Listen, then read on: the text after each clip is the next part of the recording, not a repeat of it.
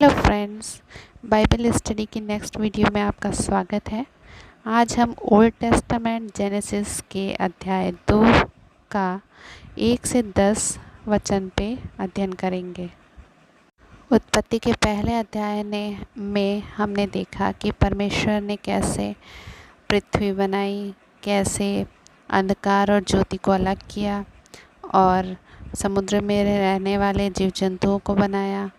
परमेश्वर ने इन सारी चीज़ों की रचना की और इसके आगे उत्पत्ति के दूसरे अध्याय में देखते हैं कि परमेश्वर ने हमारे लिए क्या किया। उत्पत्ति के दूसरे अध्याय के पहले वचन में लिखा है, Thus the heavens and the earth were completed in all their vast array।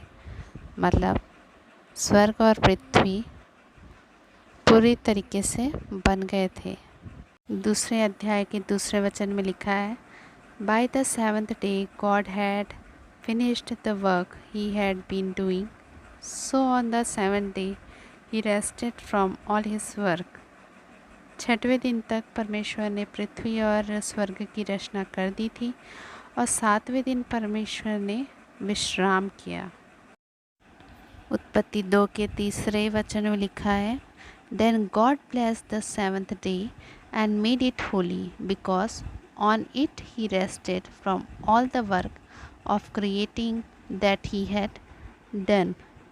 Hindi में लिखा है, और परमेश्वर ने सातवें दिन को आशीष दी और पवित्र ठहराया, क्योंकि उसमें उसने सृष्टि की रचना के अपने सारे काम से विश्राम लिया। चौथे वचन में लिखा है, This is the account of the heavens and the earth when they were created, when the Lord God made the earth and the heavens। Hindi में, आकाश और पृथ्वी की उत्पत्ति का वृत्तांत यह है कि जब वे उत्पन्न हुए, अर्थात जिस दिन यहोवा परमेश्वर ने पृथ्वी और आकाश को बनाया। पाँचवें वचन में लिखा है, Now no shrub had yet appeared on the earth, and no plant had yet sprung on, for the Lord God had not sent rain on the earth, and there was no one to work the ground।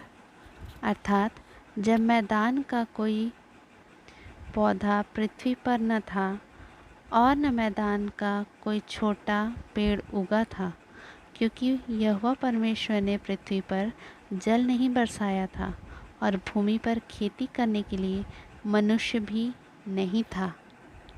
उत्पत्ति दूसरे के छठवें वचन में लिखा है, But the streams came up from the earth and watered the whole surface of the ground।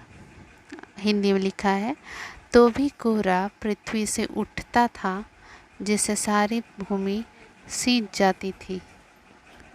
सातवें वचन में लिखा है, Then the Lord God formed a man from the dust of the ground and breathed into his nostrils the breath of life, and the man became a living being। तब यहोवा परमेश्वर ने आदम को भूमि की मिट्टी से रचा और उसके नथनों में जीवन का श्वास फूंक दिया और आदम जीवित प्राणी बन गया। हालेलुया, परमेश्वर की प्रशंसा हो।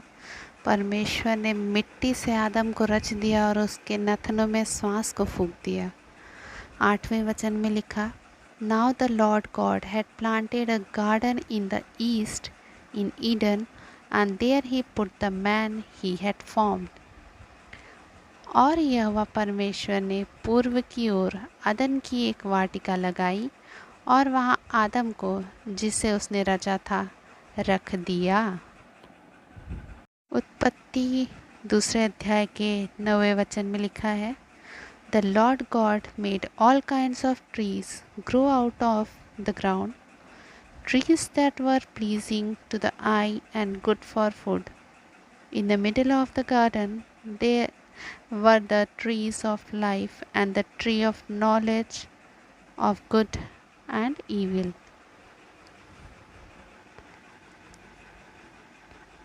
और यहोवा परमेश्वर ने भूमि से सब भांति के वृक्ष जो देखने में मनोहर और जिनके फल खाने में अच्छे हैं उगाए, और वाटिका के बीच में जीवन के वृक्ष को और भले और बुरे के ज्ञान के वृक्ष को भी लगाया। उत्पत्ति अध्याय 2 के 10वें वचन में लिखा है, A river watering the garden flowed from Eden. From there it was separated into 4 waterheads. उस वाटिका को सींचने के लिए एक महानदी अदन से निकली और वहाँ से आगे बहकर 4 धाराओं में बट गई। तो आज की बाइबल स्टडी हम यहीं पे स्टॉप करते हैं। नेक्स्ट वीडियो में हम अगले अध्याय को देखेंगे। आपके कुछ सुझाव हो या फिर प्रेयर रिक्वेस्ट हो तो कमेंट बॉक्स में ज़रूर लिखिए। आइए छोटी सी प्रार्थना के द्वारा प्रभु को धन्यवाद देते हैं। हे प्रभु के प्रभु, हे राजाओं के राजा, आपके नाम को धन्यवाद पिता। जीवित परमेश्वर, आपके नाम को धन्यवाद। सारे आशीषों के लिए, जीवन के लिए धन्यवाद देते पिता। हर एक को परमेश्वर आपके सामर्थी पवित्र हाथों में सौंपते पिता। आपके लहू से धोते हैं परमेश्वर। आपकी भलाई की योजना हर एक के जीवन में पूरी हो पिता। हर एक श्राप बंधनों से आज़ादी दीजिए, यीशु के नाम से घोषणा करती हूँ पिता। हर एक बातें मिलके भलाई को उत्पन्न करे परमेश्वर पिता।